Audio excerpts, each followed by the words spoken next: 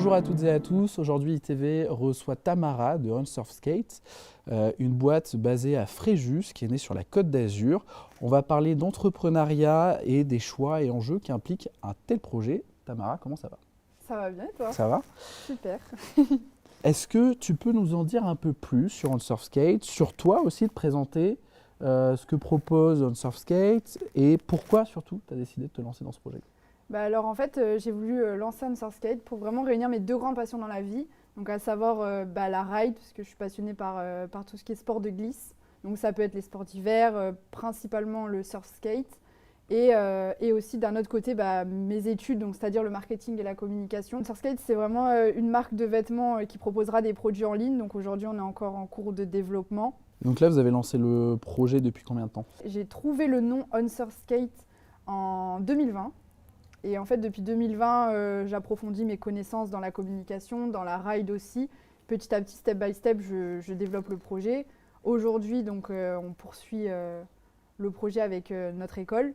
Donc, c'est ce qui nous permet de développer un maximum la marque. Donc, ça fait 4 ans que j'ai décidé de lancer ce projet. Ok, donc 4 ans dans ta tête et puis là, tu as plutôt... Officiellement, ouais, depuis l'année dernière, on est vraiment à fond sur le développement de la charte graphique, de la création du site internet et de notre identité. Parce que l'idée est née de ta tête, mais Voilà. maintenant vous êtes plusieurs sur le projet. C'est ça. Au départ, j'étais seule et depuis l'année dernière, donc grâce à l'école, j'ai pu réunir une équipe autour du projet. On est 10 personnes vraiment à gérer toute la communication, le site internet, enfin vraiment toute la gestion de la marque. Ok, donc 4 ans dans le projet. Aujourd'hui, est-ce que tu as des produits qui sont là? Je vois que tu as un peu sur toi. Oui, on a déjà fait des échantillons, donc on n'est pas totalement satisfait, donc on recherche encore de nouveaux fournisseurs pour vraiment pour offrir en fait à nos clients la meilleure qualité possible en termes d'éco-responsabilité. Parce que oui, OnSurfSkate, c'est une marque engagée autour de la protection principalement des animaux, mais ça va avec la protection de la nature.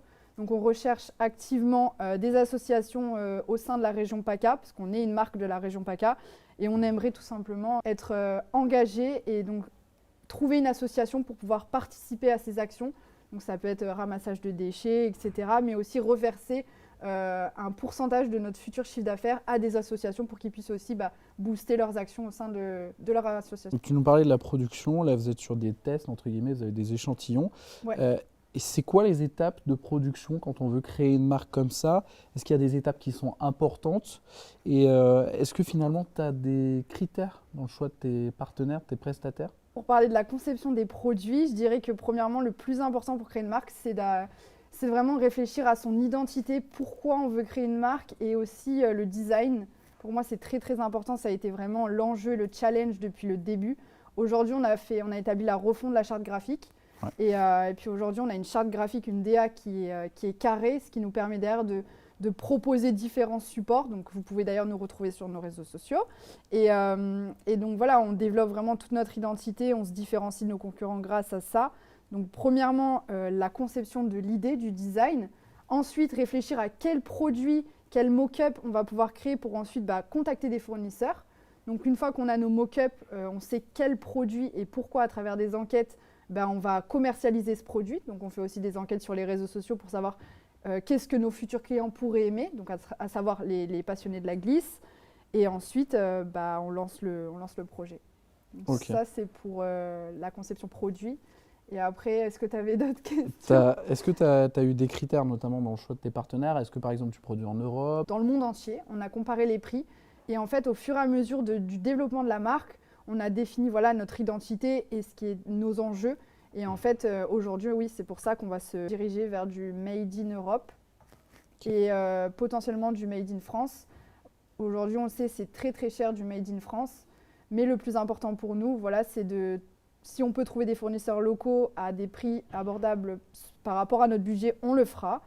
Mais l'élément le plus important pour nous et essentiel, je dirais que c'est vraiment d'avoir des produits éco-responsables et de qualité pour répondre à nos enjeux derrière. On a de marques engagées.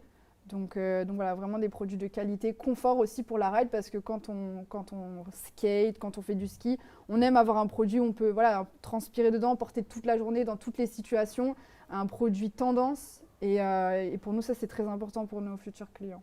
Ok, donc effectivement, toi, tu as eu des choix au plus possible éco-responsables. Après, Ouais, effectivement, tu as des variantes comme le prix, comme c'est les ça. difficultés de trouver des fournisseurs qui s'impliquent. Donc, malgré le fait que tu aies un parcours vers cet engagement-là, tu as quand même des obstacles et c'est logique. Oui, Et c'est pour ça qu'aussi le Made in France est difficile parce que prix, parfois un manque d'usines, ouais. manque de personnes qui peuvent les produire. Je suppose que quand tu crées ton projet, tu as forcément fait face à de nombreuses problématiques, tu as des défis parce que parfois, en tout cas, beaucoup de personnes le disent, il y a des différences entre guillemets encore et malheureusement entre les femmes et les hommes dans le milieu, bon, que ce soit dans l'entreprise et notamment dans Dans la ride. l'entrepreneuriat. Est-ce que toi, tu as été confronté à ces problématiques-là? Alors, en toute honnêteté, en tant que femme entrepreneuse, j'ai pas eu forcément de défi parce que je pense qu'aujourd'hui, il y a eu beaucoup de progrès par rapport à tout ça.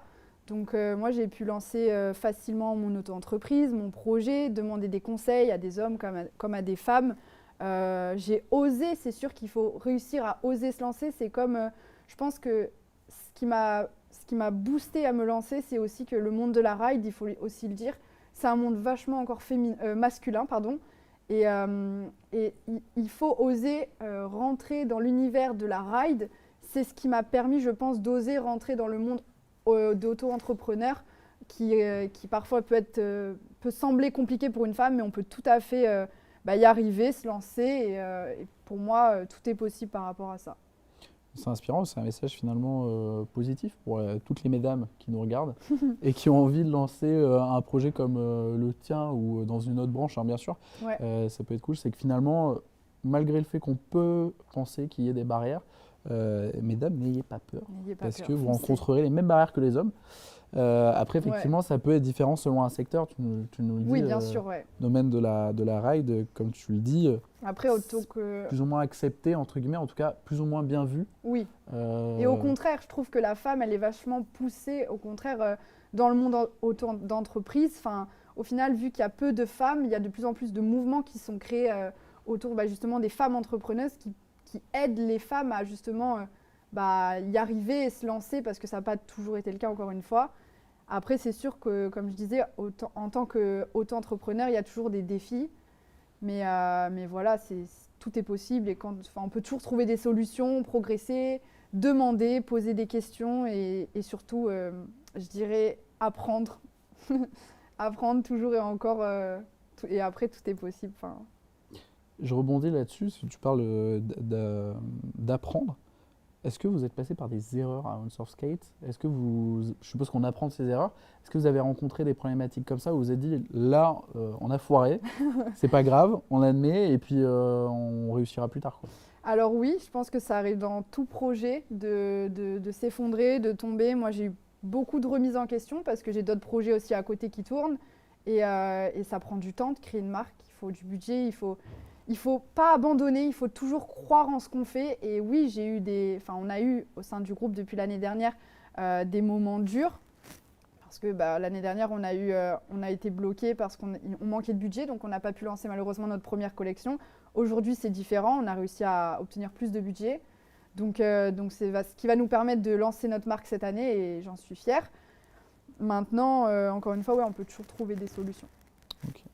J'ai une dernière question. La marque a été créée à Fréjus.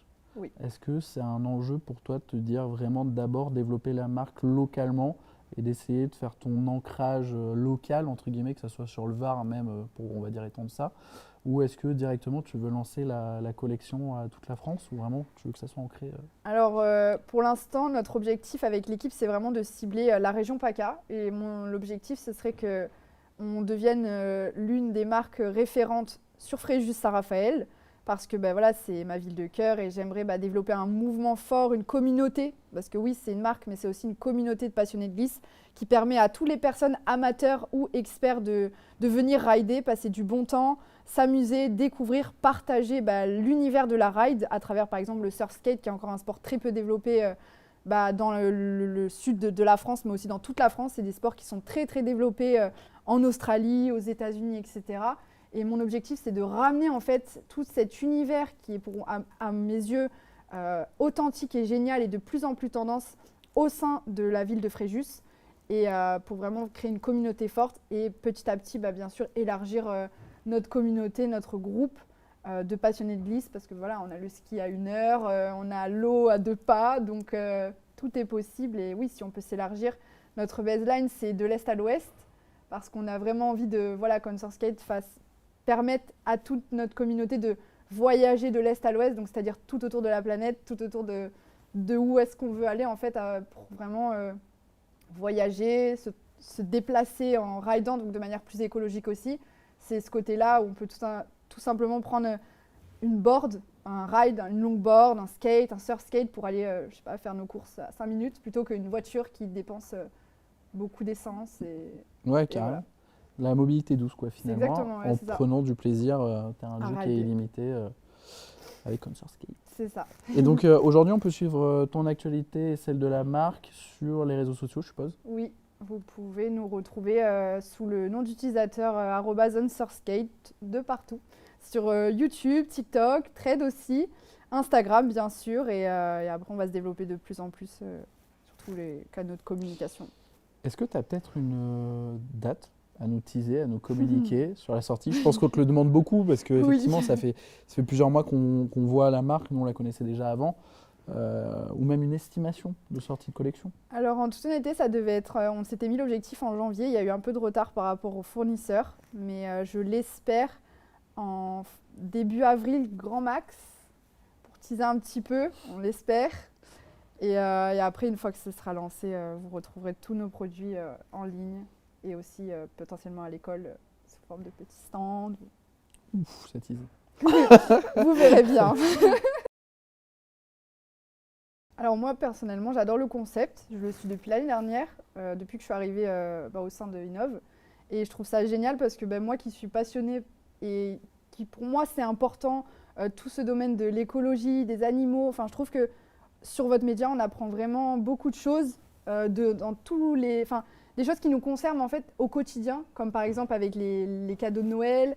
Enfin, les derniers articles, moi j'ai beaucoup aimé. On voit des personnes authentiques, engagées. Et ça nous apprend des choses, c'est ludique. Et moi je trouve ça vraiment bien de pouvoir booster ça. En plus, on est des jeunes. Ouais. C'est notre futur, c'est notre avenir. Donc au final, quoi de mieux que nous, on parle pour notre futur. Donc ouais, moi j'apprends beaucoup de choses et je suis contente d'être abonnée et de vous suivre régulièrement.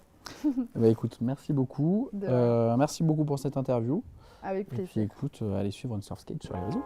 À bientôt. À bientôt.